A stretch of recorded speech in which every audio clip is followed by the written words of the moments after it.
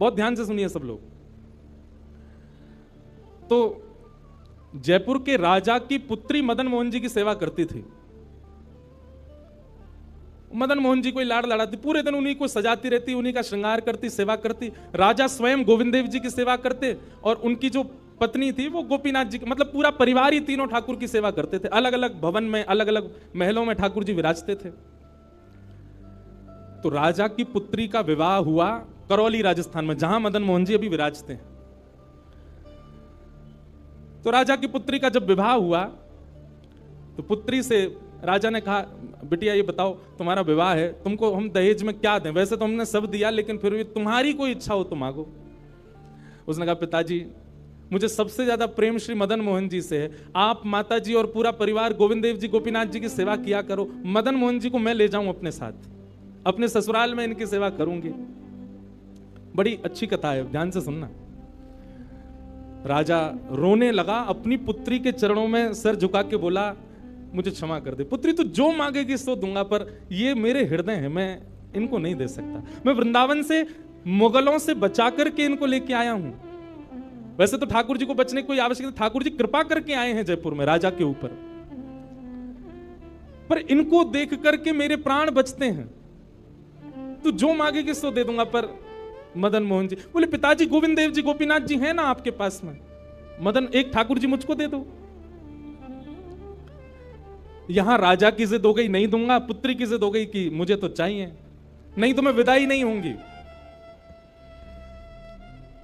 राजा की पत्नी ने भी कहा, अब इतनी कह रही है तो आप दे दीजिए ना, हमारे पास 2 ठाकुर हैं, इनकी सेवा हम करेंगे विस्तार से। और वैसे भी मदन मोहन जी की पूरी सेवा बचपन से उसने ही की है।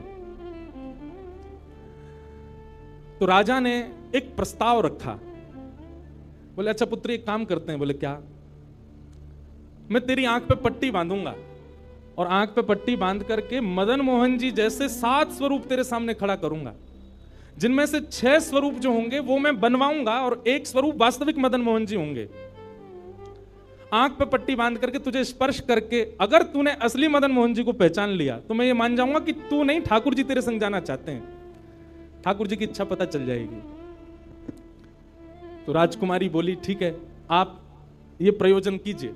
राजा ने महाराज कारीगरों को बुलवाया और मदन मोहन जी के डिट्टो कॉपी 6 स्वरूप बनवाए और 6 स्वरूप बनवा करके मदन मोहन जी सहित 7 स्वरूपों को खड़ा किया। पुत्री के आंख पर पट्टी बांध दी, एक जैसा इत्र, एक जैसी पोशाक, एक जैसा मुकुट, एक जैसा श्रृंगार, सब कुछ बिल्कुल एक जैसा।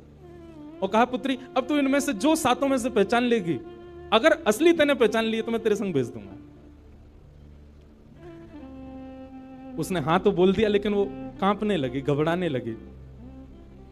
जैसे उसने नेत्रबंद किए तो कथा ऐसी है कि वो रात्रि में जब सोई, अगले दिन परीक्षण होना था, तो रात्रि में जब सोई तो बहुत रोई और ठाकुर जी से कहने लगी, नाथ मैं आपसे बहुत प्रेम करती हूं, मैं आपके बगैर नहीं रह सकती, पर मेरे पिताजी की बहुत जिद है, अब कहीं मैं आपको नहीं पहचान पाई मेरे तो प्राण ही निकल जाएंगे, विदा होना तो बहुत दूर की बात है। रुदन करते करते करते करते बंधुओं एक मेरी बात बहुत ध्यान से सुनिएगा, कभी ठाकुर जी के विरह में यदि आपके अश्रु नहीं आए हैं ना, तो अभी आप भक्ति के भाव से बहुत दूर हो।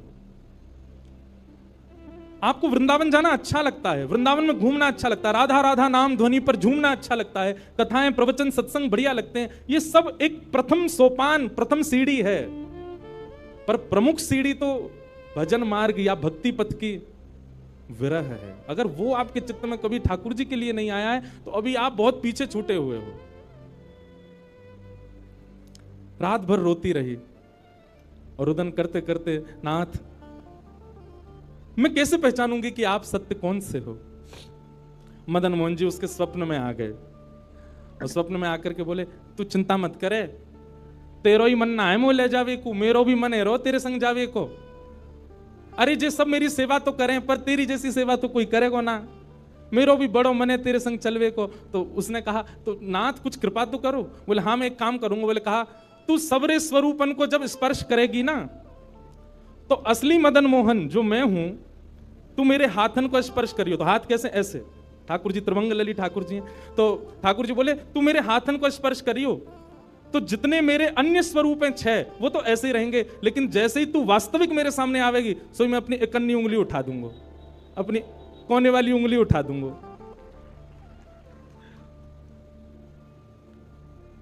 ठाकुर जी कितना प्रेम करते हैं अपने भक्त से।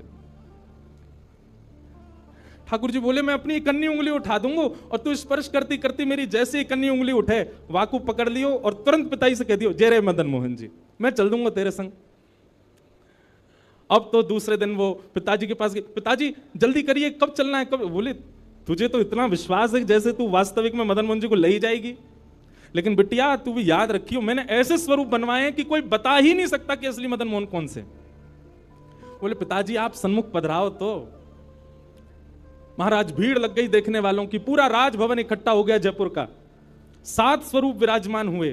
पुत्री के आंख पर अभी विवाह हुआ, उसका विदाई नहीं हुई है, आंख पर पट्टी बांध करके और कहा जाओ अगर मदन मोहन जी की इच्छा होगी तो ढूंढ ले। अब मदन मोहन जी तो पहले ही बता चुके हैं ऐसे मिलूंगा, जैसे मानो टीचर पहले ही एग्जाम पेपर लीक कर दे ये क्वेश्चन आने वाले तैयार कर आना।